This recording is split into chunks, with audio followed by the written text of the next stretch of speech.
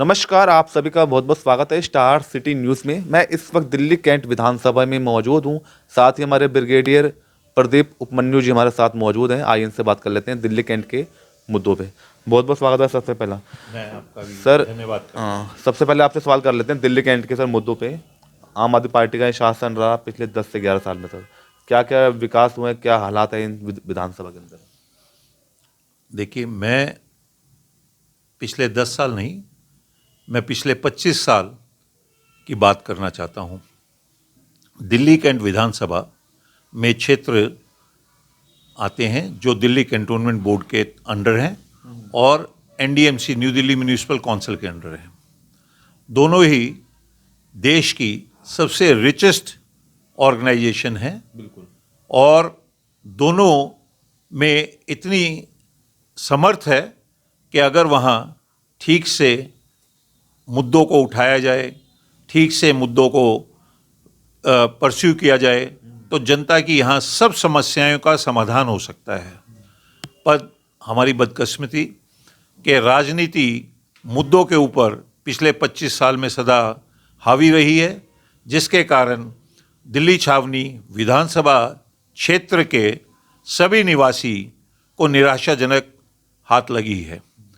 चाहे वो मकानों की समस्याएं हों, चाहे रोजगार की समस्याएं हों, चाहे वहाँ के निवासियों को जी। और दिल्ली कैंटोनमेंट बोर्ड के एम्प्लॉयज़ को रिटायरमेंट के बाद हेल्थ सर्विसेज की समस्याएं हों, चाहे बेसिक छोटी छोटी चीज़ों पर गवर्नेंस की समस्याएं हों, इनके ऊपर कोई ठोस कदम नहीं उठाया गया और एक बहुत ही एडहॉक तरीके से कार्रवाई की गई है कि अगर किसी की समस्या है, उसमें एक नई प्रथा शुरू कर दी है कि विधायक के घर के चक्कर लगाइए, फिर विधायक उस अधिकारी को रिंग करेंगे और फिर वो उनका जो छोटा छोटा काम है, जो बिना किसी सिफारिश के होना चाहिए, जो कानूनी उनका हक है, उसके लिए भी उनको परेशान होना पड़ता है। आज की डेट में जब यहाँ के लोगों ने देखा कि कोई भी ऐसा कैंडिडेट नहीं है जो उनकी जन समस्याओं के बारे में सीरियस हो, उनके बारे में वो मुद्दों को उठाने का सक्षम हो, समर्थ हो, तो काफ़ी यहाँ के नागरिकों ने मुझसे बात की और मुझे कहा कि ये बीड़ा भी आपको ही उठाना पड़ेगा। इतने सालों से आप लगे हुए जन संघर्ष में, आप में क्षमता है, आप शिक्षित हैं, आप यहाँ की कानून व्यवस्था नहीं कहूँगा, जो व्यवस्था है एनडीएमसी और दिल्ली कैंटोनमेंट बोर्ड की, एसडीएम ऑफिस की, डीएम ऑफिस की, उसके बारे में जानकारी रखते हैं।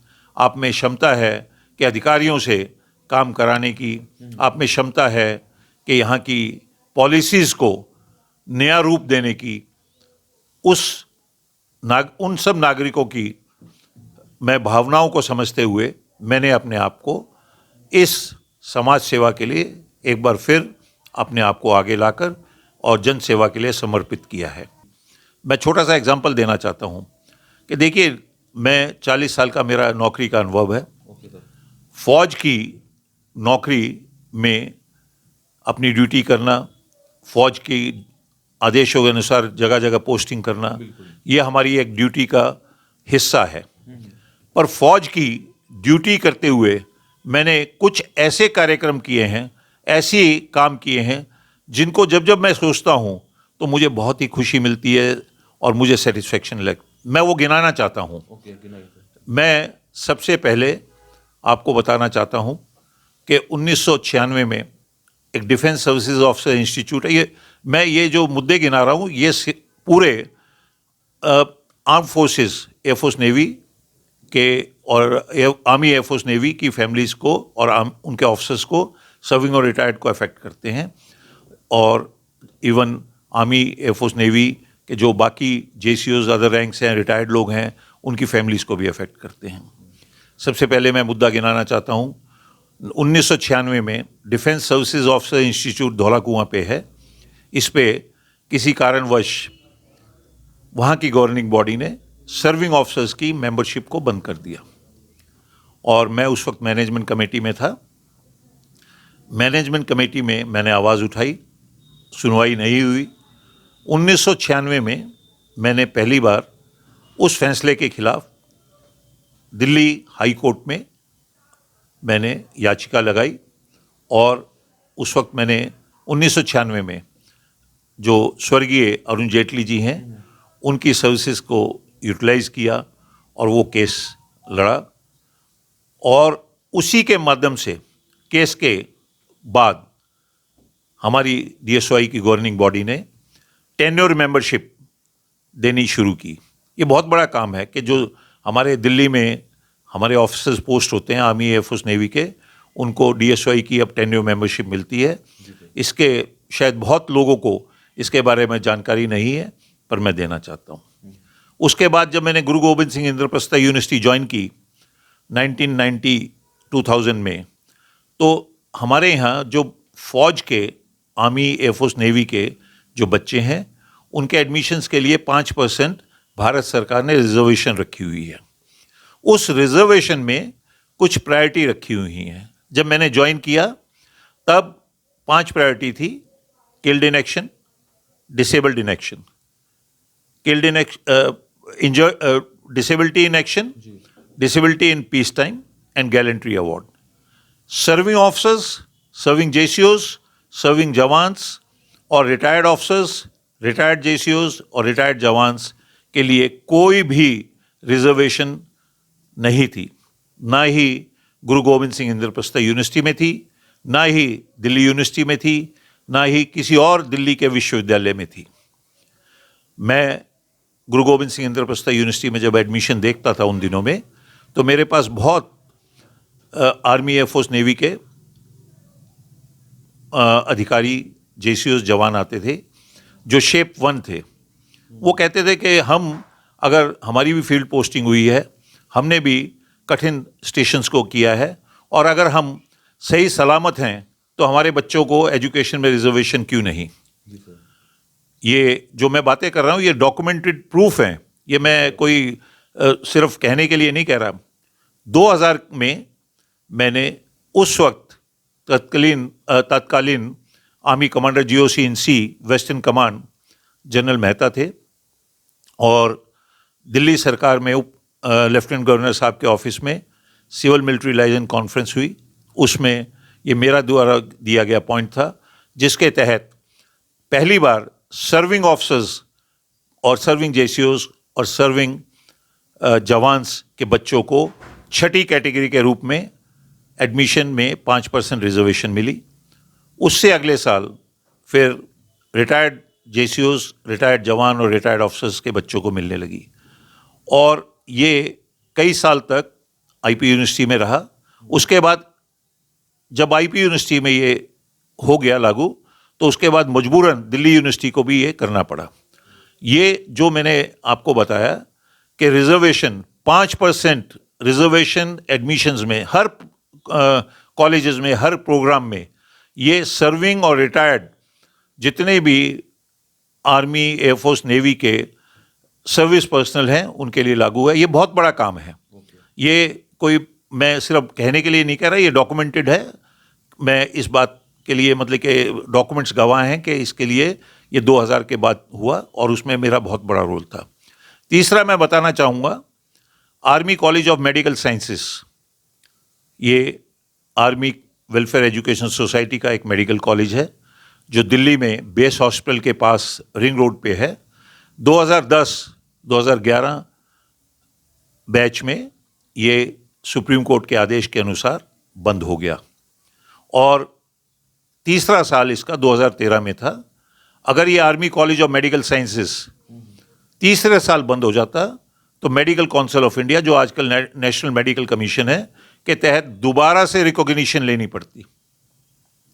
उस वक्त मैं गुरु गोविंद सिंह इंद्रप्रस्थ यूनिवर्सिटी में था, और तब उस वक्त के army chief of army staff, उस वक्त के एडजुटेंट जनरल, दिल्ली के GOC Delhi area, western command के GOC इन सी द्वारा मुझे ये जिम्मेदारी दी गई कि आप दिल्ली सरकार में ये प्रोसेस करिए, और कैसे ये 2013 में सेशन दोबारा इसको चालू किया जा सकता है, कि कोशिश करिए।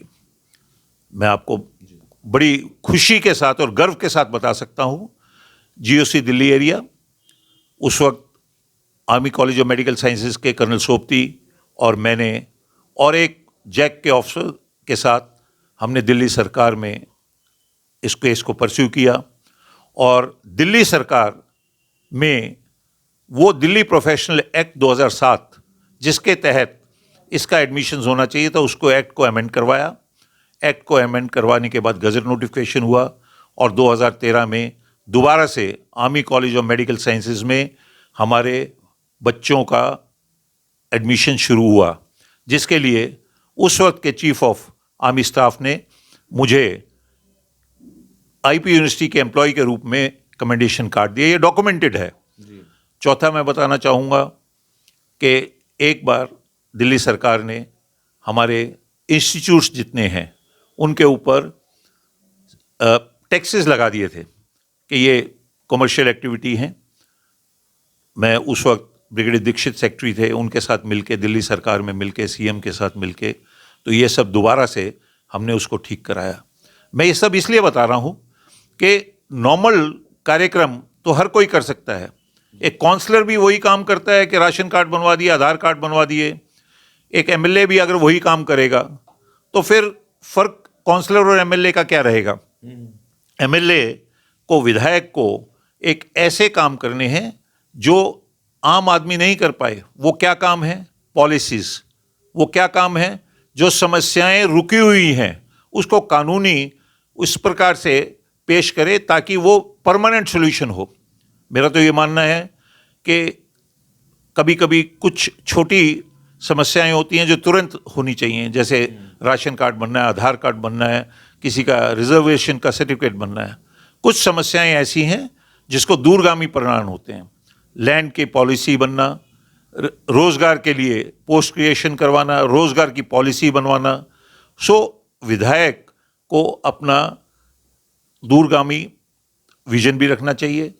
नॉर्मल कार्यक्रमों में उलझा रहेगा कि आप मेरे घर आइए, मैं आपका ये छोटा काम करा दूंगा, तो वो बड़े काम नहीं कर पाएगा। और ये सब देखते हुए यहाँ के जो नागरिक हैं वो मेरी क्षमता को देखते हुए, मेरी कार्यशैली को देखते हुए उन्होंने मुझे कहा, और अब मैं जब क्षेत्र में जाता हूँ तो उनसे जब मिलता हूँ, उनके द्वारा बातें करता हूँ और उनके द्वारा मुझे जब आश्वासन मिलता है तो मैं बहुत प्रोत्साहन फील करता हूँ। तो सर क्या लगता है आपको काफ़ी चैलेंजेस रहेगा इस समय, जो और भी अन्य जो पार्टियां और आप एक इंडिपेंडेंट चुनाव लड़ रहे हैं? देखिए, ऐसा है, मैं कुछ दिनों में, जैसे मैंने पहले भी बताया, मैं अपनी पार्टी का या किस इंडिपेंडेंट लड़ूंगा या पार्टी से लड़ूंगा वो आने वाले हफ्ते 10 दिन में मैं खुलासा करूंगा। और चैलेंज तो हर चीज़ में चैलेंज है। जब आपने फौज में कहते हैं ना कि जब आपने वर्दी पहनी और निकल पड़े मार्च पे, तो आप उसको फतेह करने के लिए ही जाते हो, ठीक है। सो उसी हिसाब से मुझे उम्मीद है कि मैं अपने इस समाज सेवा के कार्य में ज़रूर कामयाब होऊंगा। अच्छा, यहाँ पे जैसे 45% यहाँ पे जो सेना, जो यहाँ से जो मतलब गवर्नमेंट एम्प्लॉयज़ हैं, उनका किस तरह का आपको समर्थन मिल रहा है उन लोगों को? देखिए, जो सरकारी क्षेत्र में हैं वो अलग अलग हैं। हमारे यहाँ सिविल डिफेंस एम्प्लॉयज़ हैं, उनमें 505 EME वर्कशॉप है, COD है, MES के एम्प्लॉयज़ हैं, ऑडिट के एम्प्लॉयज़ हैं, कुछ आर्मी हेडक्वार्टर में सिविल डिफेंस एम्प्लॉयज़ हैं या डिपार्टमेंट, हाँ अलग अलग। कुछ NDMC क्षेत्र में हैं जो NDMC के एम्प्लॉयज़ हैं, और कुछ मिनिस्ट्रीज़ में जो कार्यरत हैं वो NDMC क्षेत्र में अपने सरकारी मकानों में रहते हैं।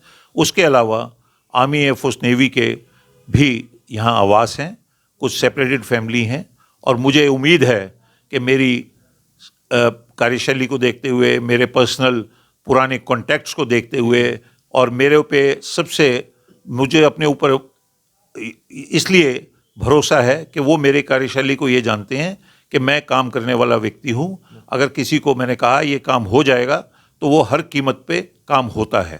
ठीक है सर। और क्या लास्ट में अपने दर्शकों को अपील देना चाहते हैं, कोई मैसेज अपने दिल्ली कैंट वासियों को?